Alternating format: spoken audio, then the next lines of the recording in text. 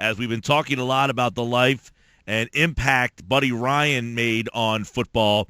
Another guy has made a big impact on football, not only football, but also the career of Casey Joyner, who joins us daily, or weekly, I should say, throughout the NFL football season.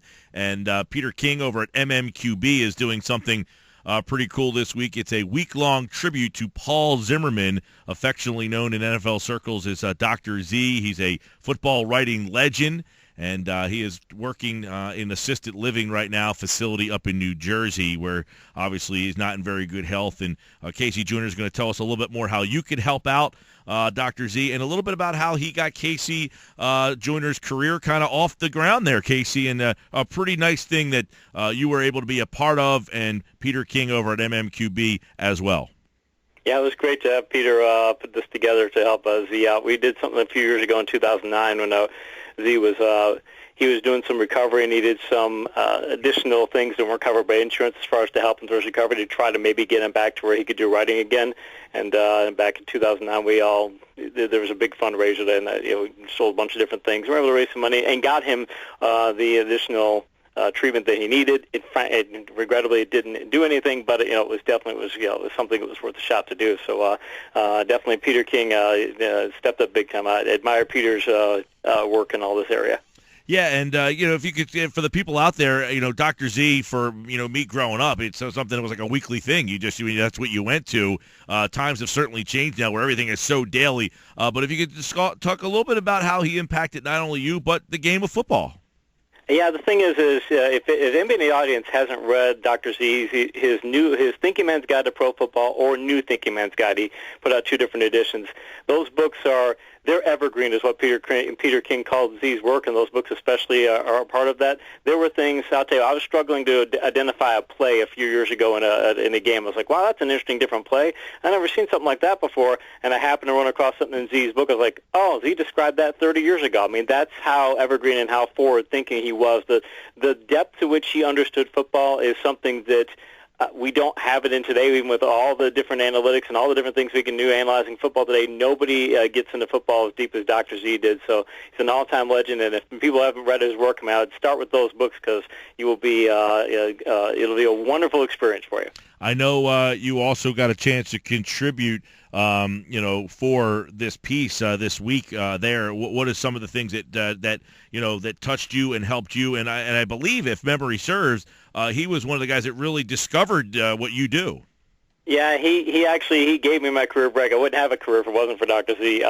The quick version of the story is I quit my job to go research and write a book. I called it Scientific Football 2005. I sent copies to everybody I could find, an address for everybody in the writing industry and all writers and editors, anybody else I could find, and happened to find his address, and he got it and read it and said, hey, I want to do an article on this, and he said he wanted to write something on it, and a couple weeks later he wrote a full article, which was a big surprise. Said it was one of the best books. He said it was the best book of its kind that he'd ever read. I'd never expected he was going to do that and things, and it gave me my career break. I mean, I heard from people all across the country and things. And the thing is, as I mentioned during the article, the funniest thing about it is Z writes this article, or writes this thing, and people wrote me emails, and they bought the book, and they said basically, we've never heard of you, we don't know who you are, we don't know anything about you, your website looks like it's homemade, which it was, and it's expensive as heck. It costs like a $50 book plus shipping and things.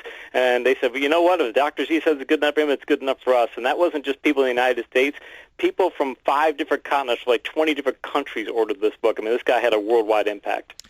Casey Joyner is our guest, and as you come to know over the years, Casey, who's been on our show many times, Scientific Football is a book that I had, you used to send to me as well, which was awesome. Those books were fantastic. It was going into a really deep part of the game. As you mentioned, Dr. Z kind of did those things before, but now, as you mentioned, he, not doing so well. How can the people out there, that your guys are doing this great week, but how can the people help him and his wife out? Well, him and his wife had, nutshell is that him and his wife, he had to be moved to an assisted living facility. He just got to the point where finally, his wife's name is Linda, a great woman. The flaming redhead for people who used to read Dr. Z's articles. Oh, yeah. She's a wonderful woman.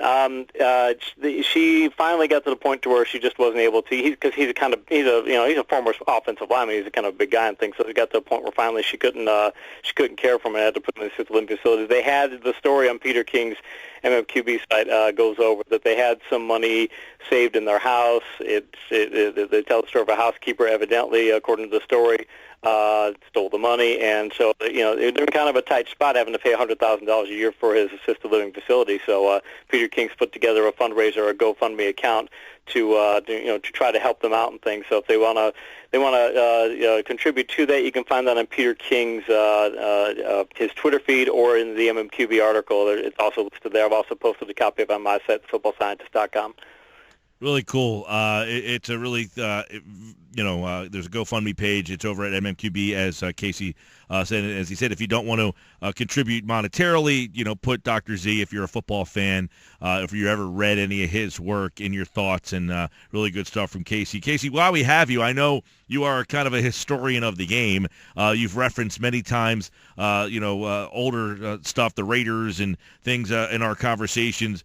Buddy Ryan passing today here, the former head coach of the Philadelphia Eagles, a legendary, iconic guy in Philly, even though he never won a playoff game. It kind of shows you what kind of impact this guy had on the defensive side of the ball in the NFL. Yeah, the thing is you go and look at his page on ProFootballReference.com, his coaching page, and you see the number of, they've got rankings for where a team ranks when somebody's like the defensive coordinator, their head coach, and you see all these ones all over the defensive side where they are best in many categories.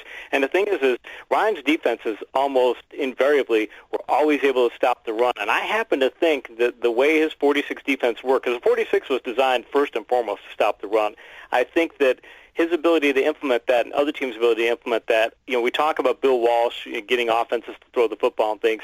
I think that Ryan was one of the reasons that offenses started going that path, because they realized that it doesn't matter what we do against Buddy Ryan's 46 defense, we can't run the football. So if we want to move the ball in short chunks, and we can't go vertical, we want to move the ball in short chunks, we can't do it on the ground, so we better find a way to do it through the air. And I think that made teams more agreeable to implementing Bill Walsh's short pass-oriented system, because, again, if Buddy's going to stop your defense or going to stop your running game, no matter what you do, you better find another way to move it. Casey, in your opinion, if the Eagles win the 1991 Super Bowl that year that they had that dominating defense, is that the defense that people put on the Mount Rushmore instead of the 85 Bears? It's funny you mention that. I've actually been looking at a few of those games of late, and they're just as awe-inspiring looking at it 25 years later. That defense was... It's suffocating against the run, against the pass, and not only that, it was an intimidating defense where it was just as intimidating as the 85 Bears were. The offense, you would see the offenses just throw in the towel, like, we can't move the ball against these guys, and just give up. So, yeah, I think if that team didn't have the quarterback issues, didn't have all the injuries at quarterback, and could have gotten the playoffs and gone somewhere in that, and let's say they win that Super Bowl, because I think at the end of the season they upset Washington, the eventual Super Bowl champions. So if that team does that and can go to the playoffs and win the Super Bowl, yeah, I think we're talking about them in the same category, sure. So does the 46 work in today's game? Would it still work in today's game, or is that why offenses changed the way they did? I don't think you want to use a 46 against the spread, because the spread is the counter to the 46 defense, or a counter to where you're spreading the field around it, because the 46 is designed to give up the gut pressure. So if you've got the spread offense, again, you're going to run bubble screens, and they've got 8 in the box to try and step up the gut pressure, you're going to have a lot of space on the outside, and you're probably going to have a lot of success. So it can work, but as long as the spread offenses are doing what they are, I think defenses have to move away from the 46. But eventually, offenses are going to get back away from the spread offense, and they're going to go back to some of the things that, some of the vertical games, some vertical game concepts that work, like get Coryell and such. I think teams will naturally want to go back to that. And when they do, that's when the 46 will get back in vogue. We're talking with Casey Joyner a little bit, and we're also talking about Paul Zimmerman, a.k.a. Dr. Z, so we'll circle back to him. I didn't realize this. I'm looking at the MMQB article that Dr. Z had no problem ranking the broadcasters, too. He loved ranking everybody, and so from 99 to 2008, he would grade the NFL broadcasters.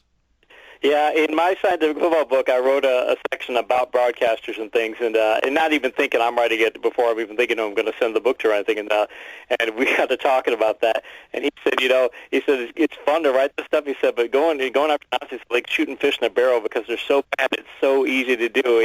But the way he did it was so entertaining too, because all he wanted from announcers.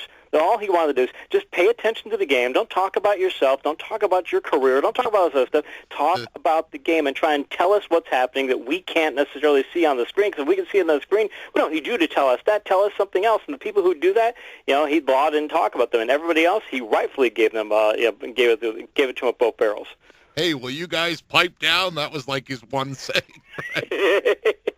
He would. He would tear them apart because you'd hear all these announcements. And the thing is he wouldn't. He even got on Madden's case, and John Madden was obviously a legend. It was great through his entire career, but later in his career he probably wasn't as in tune as he was early in his career. And he was willing to say, and that's the thing about Dr. Z, I guess, that really stands out, is he's completely fearless. In fact, I remember I was at that fundraiser in 2009, and somebody told the story, and I think it was the San Francisco 49ers, that he had, it was San Francisco, their ownership group, and he had written some less than stellar things about them.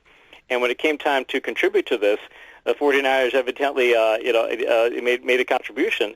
And when they called to make the contribution, the person they dialed was like, "You do know this is for Dr. Z, right? You do this is for Paul Zimmerman." And Paul and this group didn't get along, and they were like, "Yeah, we understand. We know exactly what we're doing." So even though he made people mad in the league, everybody respected what he brought to the table, and eventually, he was even able to win them over, even though he was less than friendly to them on many occasions. Casey Joyner, we just tweeted out the link that you can help out for Dr. Z. That's MMQB. If you want to read more of the articles, it's Dr. Z Week over there with Peter King and one of the contributors, Casey Joyner. Casey, we hope you're enjoying the downtime of football, but hopefully we will be able to ramp it back up here shortly as the season is inching closer. Hey, looking forward to it, man.